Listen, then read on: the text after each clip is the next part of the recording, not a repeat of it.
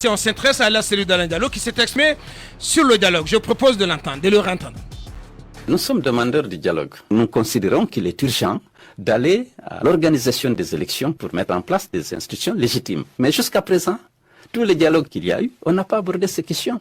On va parler de refondation de l'État, de réconciliation nationale, de recensement général de la population. Pour nous, il est urgent d'organiser la sortie de la période d'exception. Lincoln. C'est pratiquement un entretien réalisé par notre confrère de RFI, Laurent Nkoro.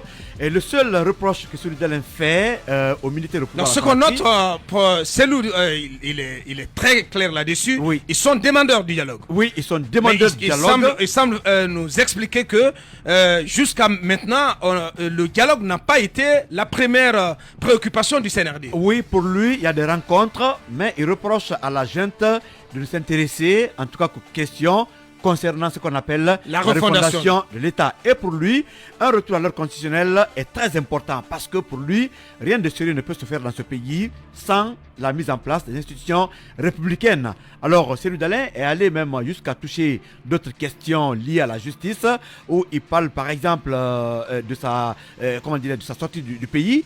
Il dit qu'il n'est pas en exil. Cette fois-ci, il a dit qu'il va retourner en Guinée, mais seulement il n'a pas confiance à la justice guinéenne pour deux raisons. Ouais. Il dit que sa maison a été réduite en cendres du côté de Dixine. Et il a fait le recours. Jusque-là, il n'y a pas de solution. Et en dépit de cela, le cas Air Guinée, tout le monde sait que son département n'y est pour rien, mais pour lui, c'est une sorte d'acharnement. Le département qu'il dirigeait à l'époque. Ouais. Le ministère des Transports. N'y est pour rien, mais il se sent victime d'un acharnement. Ouais. Donc, lorsque toutes les questions de droit vont être réglées, ou lorsque la justice sera peut-être indépendante, il va rentrer dans le pays. Il a profité de l'occasion également pour parler du 28 septembre. Ouais. Il dit qu'il s'estime heureux qu'un procès soit organisé. Mais il y a un problème. Lequel ? Selon des rumeurs, que tout sera mis en œuvre pour condamner à la fois les organisateurs, les commanditaires, et même ceux qui ont perpétré le crime. Donc un plan politique oui, effectivement, pour peut-être écarter neutraliser les potentiels candidats à la future présidentielle. Mais pour lui, tout cela pourrait être peut-être des rumeurs. Il estime que le procès sera juste et équitable. En tout cas, il incite et persiste. Il espère. Il espère, que le procès sera. Il espère. Oui, parce que on est d'accord là-dessus. Et il n'a jamais manqué d'occasion pour dire qu'il n'a pas confiance en la justice guinéenne. Oui, et il le dit, il a réitéré, mais il espère que la justice pourra être juste et équitable pour les victimes et tous les Guinéens, et pour qu'il n'y ait plus jamais de telles atrocités dans le pays. Bien. Quel sens donner à cette déclaration de la cellule d'Alain Diallo quand il dit qu'ils sont demandeurs du dialogue dans le contexte de cette nouvelle volonté affichée par les autorités de la transition de mettre en place et d'opérationnaliser ce nouveau cadre de dialogue inclusif? Moi, quand je l'entends, j'ai l'impression qu'en réalité, c'est des prémices de remise en cause du cadre de dialogue qui est annoncé. Des prémices. Souvenez-vous. Comment ça? Oui.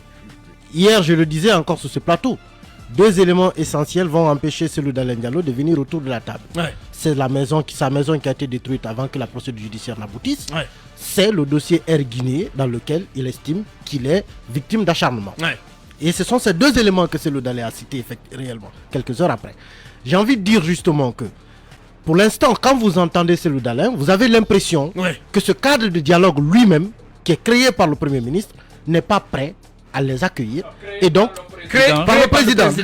Merci beaucoup d'ailleurs. Voilà, ce nouveau cadre de dialogue qui sera donc convoqué par le Premier ministre n'a pas les éléments pour lui permettre de venir participer. Pourquoi?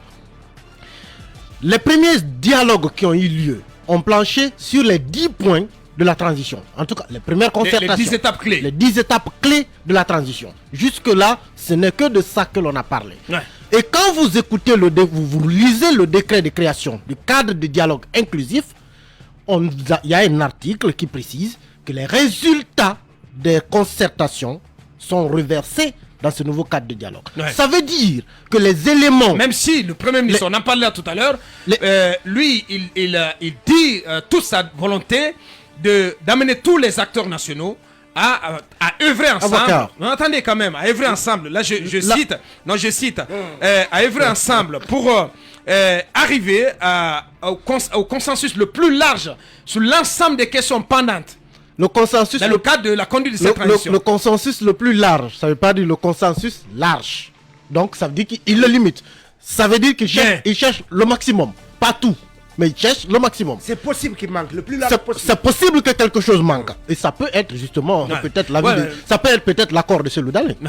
C'est pas exclu. Mais pourquoi je dis que ce dialogue ne pourra pas rassurer celui d'Alain, c'est que je crois en la volonté de Bernard Goumou. C'est un homme plein de volonté, plein de fougue, plein d'énergie, qui a bien envie d'obtenir ce dialogue et de le réussir. Mais la volonté de Bernard Goumou ne peut pas passer au-dessus du décret du président Doumbouya. Bernard Goumou ne peut pas empêcher que le résultat des concertations soit réversé dans le cadre du dialogue. Et le résultat de ces concertations, on connaît ce résultat. Il a déjà été clair. Et Amara l'a dit, pour nous, on ne va pas discuter sur la durée, on ne va pas refuser de discuter sur la durée de la transition, mais ces 10 points clés ne sont pas négociables. Attention. Alors, sur quoi va-t-on dialoguer? Attention, parce que pendant ce temps, il faut savoir que vous avez la CEDEAO dans le dos, la CEDEAO dont on va parler dans la...